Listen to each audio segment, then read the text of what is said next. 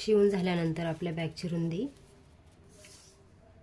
13 inch तयार झाली आहे आणि याची उंची 12 इंच, त्याचबरोबर याचे बॉटम शिवून 4 इंचाचे तयार झालेले आहेत।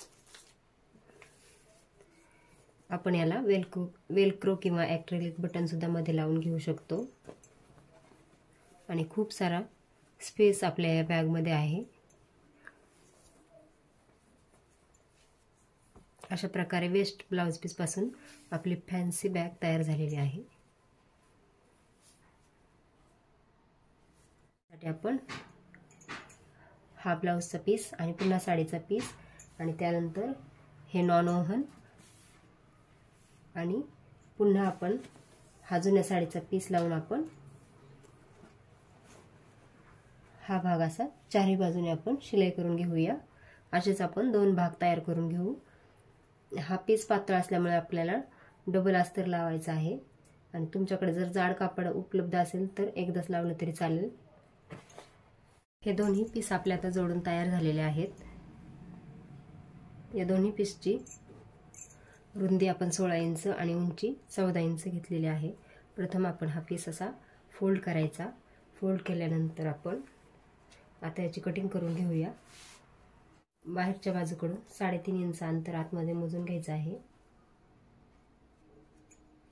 3.5 इंच आणि या बाजूने आपण 2 इंचावरती एक खूण करून घ्यायची आणि त्यानंतर आपण या बाजूला मध्यावरती 1 इंच अंतर खाली मोजून घ्यायचं आणि आता आपण हा भाग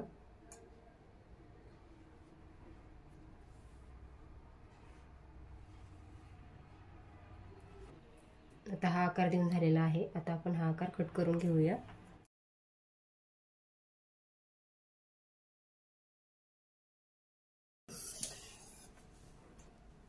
आता आपल्याला हा आकार मिळालेला आहे। हा आकार आपण याच आकारात हा पीस याच्यावरती ठेवून आखून घेऊया आणि नंतर हा आकार कट करून घेऊया। दोन्ही भाग आपले आता कट करून झालेले आहेत। कट करून आपण या भागावरती शिलाई करून घेतलेली आहे।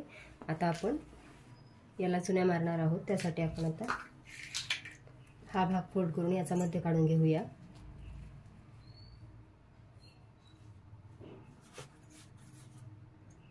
मध्यावरती खूण करून घ्यायचे आहे आणि त्यानंतर आपण मध्यापासून 1.5 इंच अंतर या बाजूने आणि 1.5 इंचावर या बाजूने एकदा खूण करून घ्यायचे आहे आणि या खुणेपासून आपण मध्यावर केलेल्या खुणेपर्यंत ही अशी चून घालून घ्यायची आहे आणि त्याला आता आपण पिनअप करून घेऊया।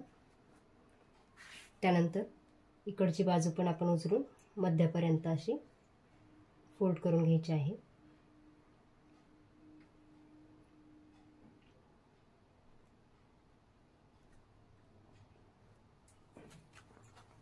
आणि आता आपण या भागावरती शिलाई करून घेऊया आणि दुसरा भाग पण असाच तयार करून घेऊ। दोन्ही भाग आपल्या आता हे तयार करून झालेले आहेत। आपण आता ही 3 इंच रुंदीची तिरकस पट्टी कट करून घेतलेली आहे आणि आता ती आपण अशा प्रकारे ठेवून या बाजूवर आपण शिलाई करून घेऊया मधल्या। आता ही पट्टी जोडून घेतल्यानंतर जास्तीची पट्टी आपण कट करून घेऊ आणि हा भाग आपण असा एकदा फोल्ड आणि पुन्हा एकदा फोल्ड करून आपण हा भाग असाच दुमडून या भागावरती अशी शिलाई करून घेऊया।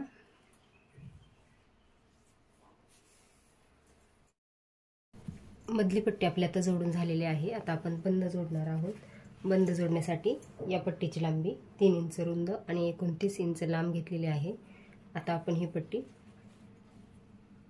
अशी ठेवून इथे एकदा शिलाई करून घ्यायची। त्यानंतर हा मधला भाग रिकामा सोडून आपण हा शेवटचा भाग घेऊन इथून इथपर्यंत शिलाई करून घ्यायची। आता ही बाजू आणि ही बाजू आपण जोडून घेतलेली आहे। आता आपण हा बंद अशा प्रकारे या भागावरती असा ठेवायचा। त्यानंतर पुन्हा एकदा फोल्ड करून आपण याच्यावरती शिलाई करून घ्यायची आणि पुढचा भाग पण असाच आपण हा भाग असा जोडून घेऊन पुन्हा फोल्ड करून आपण हा बंद पूर्ण शिवून घ्यायचा आहे। आणि हा भाग पण शिवून घेऊया। अशा प्रकारे आपला बंद जोडून हा भाग तयार झालेला आहे आणि या भागाप्रमाणेच आपण दुसरा पण भागाला असा बंद लावून घेतलेला आहे। आता हे भाग आपण दोन्ही एकमेकांवरती असे ठेवून या तिन्ही भागांना आपण आता शिलाई करून घेऊया। आता हे तिन्ही भाग आपण जोडून घेतलेले आहेत आणि आता आपण बॉटम तयार करू। बॉटम तयार करण्यासाठी आपण शिलाई केलेल्या भागाच्या आतमधून 2 इंच अंतर आतमध्ये मोजून घ्यायचं आहे।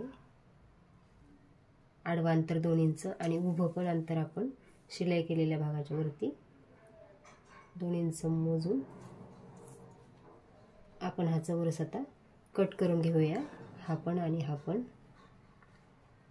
2 बाय 2 इंचाचा आणि आपण आता बॉटम तयार करून घेऊया।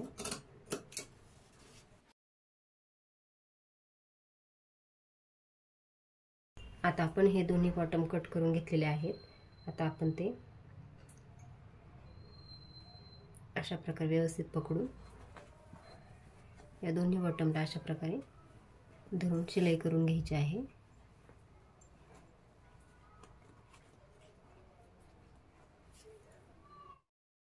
अशा प्रकारे आपले दोन्ही बॉटम आता शिवून तयार झालेले आहेत आणि बॅग पण आपली शिवून पूर्ण झालेली आहे। आता आपण ही बॅग सुलट करून घेऊया। सुलट करून घेतल्यानंतर खूपच सुंदर अशी आपली ही बॅग तयार झालेली आहे। व्हिडिओ आवडल्यास लाईक करा, शेअर करा, कमेंट करा आणि चॅनलला नक्की सबस्क्राईब करा आणि ही बॅग नक्की शिवून बघा। व्हिडिओ पाहिल्याबद्दल खूप खूप धन्यवाद।